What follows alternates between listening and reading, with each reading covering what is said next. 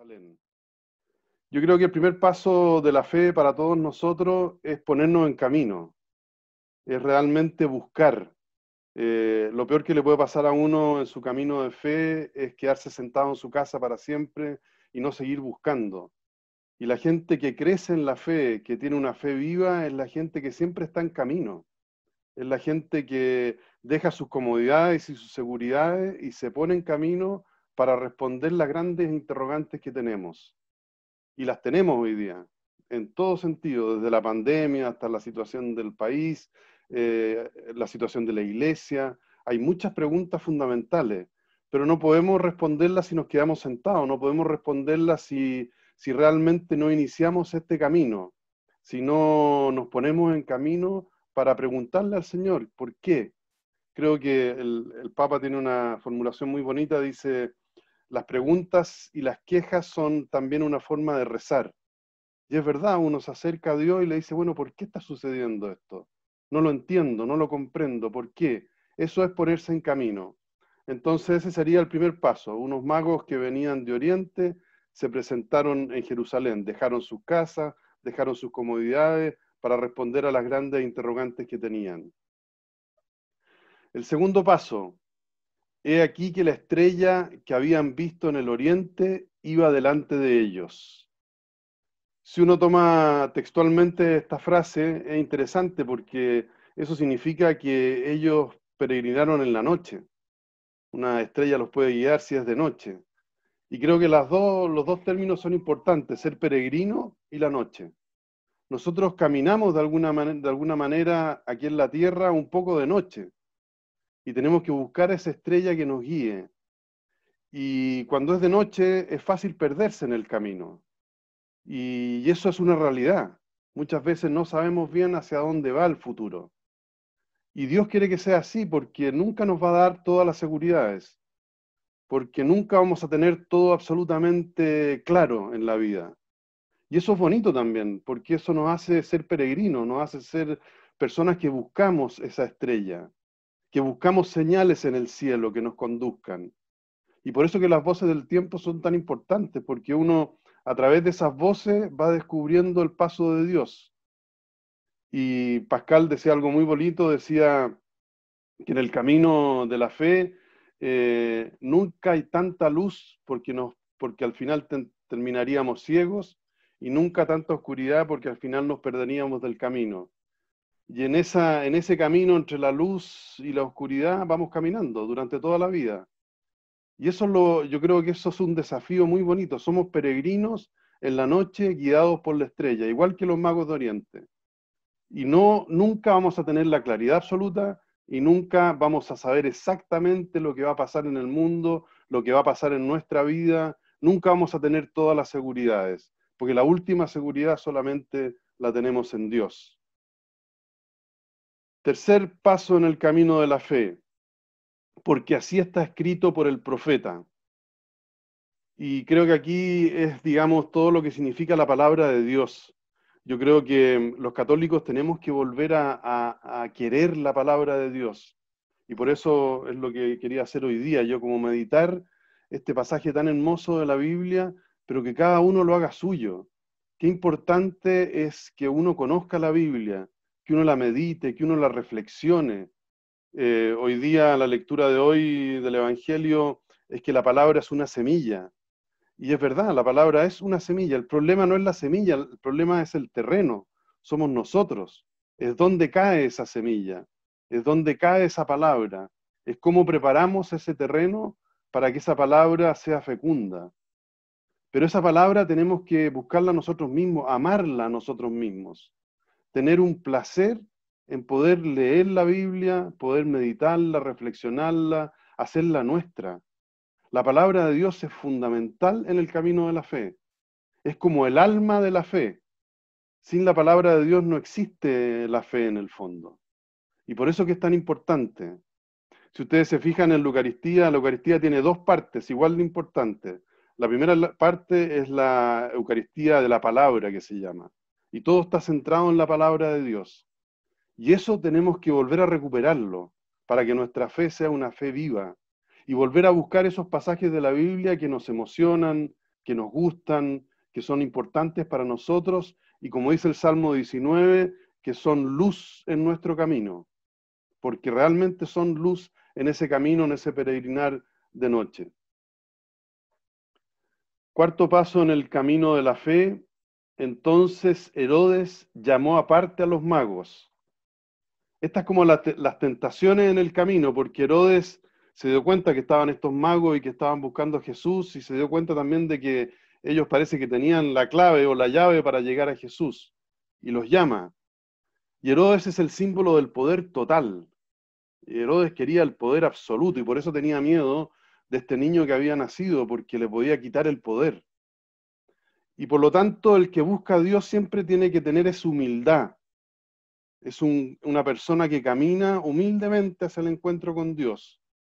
Y por lo tanto, humildad significa que no es dueño de la verdad, que no tiene que convertirse en un juez de todos los demás, que saber que todo camino tiene peligros, sobre todo si es de noche. Y que hay peligros que nos acechan y cada uno tiene que estar atento a los peligros suyos. Es interesante que los seres humanos todos somos, gracias a Dios, todos distintos y le tenemos miedo a cosas distintas. Hay gente que le tiene miedo a algunas cosas y a otras no. Pero uno tiene que descubrir cuáles son los miedos que uno tiene. Y no solamente los miedos que uno tiene, sino que también las tentaciones que uno tiene.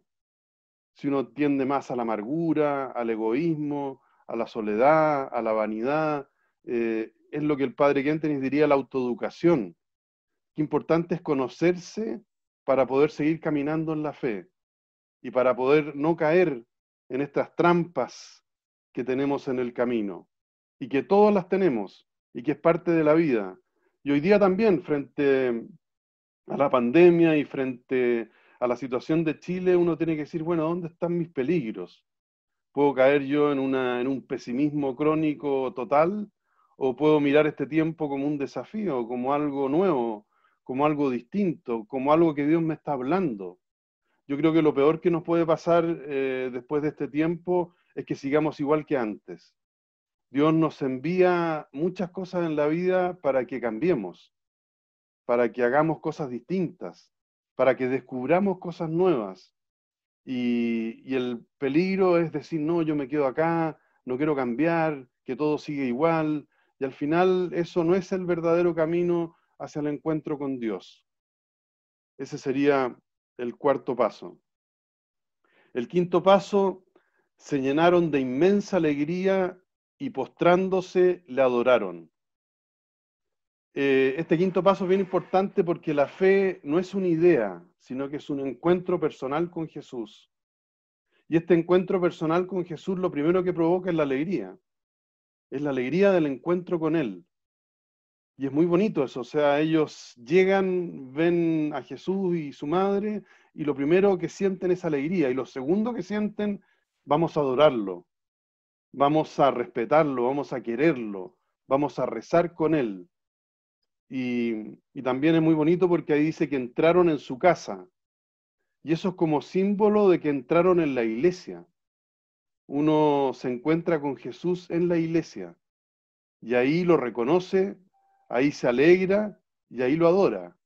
Que son, creo yo, situaciones muy hermosas. Eso es lo que queremos todos, ese encuentro personal con Jesús. Después vienen las ideas, después viene la moral, es un acto segundo, pero el primer acto del camino de la fe es un encuentro personal. Y mientras uno no tenga ese encuentro personal, todo lo demás es secundario. Y lo que uno siempre tiene que buscar es volver a ese encuentro personal con Jesús. Ahí la fe es viva. Después nos preocuparemos de la filosofía, de la moral, de las normas de la iglesia, eso después. Pero sin ese encuentro personal con Jesús, sin esa alegría, sin ese sentirse amado por Él, todo lo demás no tiene sentido. Y eso es importante volver a poner, creo yo, las prioridades donde corresponde.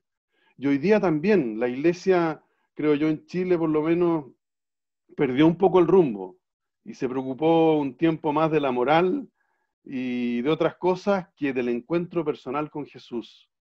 Y nosotros los cristianos tenemos que volver a ese encuentro personal y desde ahí volver a construir todo lo demás. Por eso que es muy bonito que los magos llegan, tienen ese encuentro personal, se alegran, se postran y lo adoran. Ese es el camino realmente. Sexto paso en el camino de la fe, abrieron sus cofres y le ofrecieron dones de oro, incienso y mirra. Es interesante que cuando uno ama, uno se da. La lógica del amor es entregarse, es regalarse, es regalar, es dar. Y eso ustedes lo pueden ver en muchas partes. Interesante también, a mí me gusta mucho ese encuentro de Jesús con Zaqueo. Zaqueo es hombre pequeñito, odiado por todos porque era recaudador de impuestos. Se sube al árbol, ve a Jesús, tiene ese encuentro personal con él, y después de ese encuentro personal, lo primero que dice, voy a regalar la mitad de todo lo que tengo.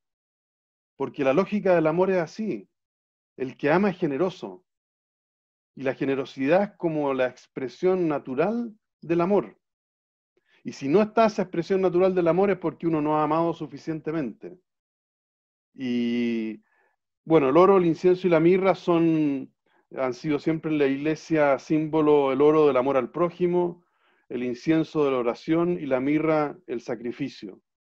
Y bueno, esos clásicos de la iglesia, pero es muy bonito cómo estos magos de Oriente van siguiendo el camino, y creo que ese camino es muy, o sea, el encuentro, la alegría, el sentirse amado y el darse, el regalar. Es bonito que ellos no llegaron con las manos vacías, no están ante Jesús con las manos vacías, están regalando lo que tienen, están regalando en el fondo lo que son. Y eso también vale para nosotros hoy día, o sea, qué importante es la generosidad. Nuestra iglesia tiene que caracterizarse por eso. Qué bonito es cuando hay tiempos difíciles y la iglesia lo primero que hace es empezar a ayudar, porque es como lo natural, es como lo que nos debiera salir naturalmente en las parroquias, en los lugares, acercarse a la gente que lo necesita. Esa es nuestra tarea. Como les decía, después vendrán otras cosas, pero ese es como nuestro don primero en este sexto paso de la fe. El séptimo paso, que también es interesante, se retiraron a su país por otro camino, no por el mismo que vinieron, porque ese encuentro, esa alegría, porque ese darse ya los convirtió en personas distintas. Somos lo mismo y no lo somos, y por lo tanto volvemos por otro camino, porque somos distintos, porque hemos hecho todo un camino de conversión personal. Y esto vale también para cuando salgamos de todo esto, de todos los problemas que hemos tenido en nuestro país de todo tipo, que interesante que uno podría hacer como un camino también, o sea, los problemas de la iglesia, el estallido social, la pandemia. Uno dice, bueno, después de este largo camino, no podemos volver por el mismo camino. O sea, Dios nos ha hablado tan fuertemente que tenemos que buscar un camino nuevo, distinto. Eso es una conversión. Eso es realmente lo que el Señor quiere de nosotros. Y eso nos va a engrandecer, nos va a hacer madurar, va a hacer que nuestra fe sea más viva, más verdadera, más auténtica. Y yo creo que hay que dejarse mucho tiempo para este nuevo camino. Lo peor que nos puede pasar también es como tratar de hacer todo rápido. Yo siempre pienso que yo por lo menos estoy trabajando para el futuro, digamos, y otros verán quizás los resultados y verán los frutos de una iglesia que sea más creíble, de una iglesia que sea más auténtica, de una iglesia que sea más viva. Pero hoy día lo que hay que hacer es caminar como peregrinos en esa noche humildemente y encontrarse con el Señor.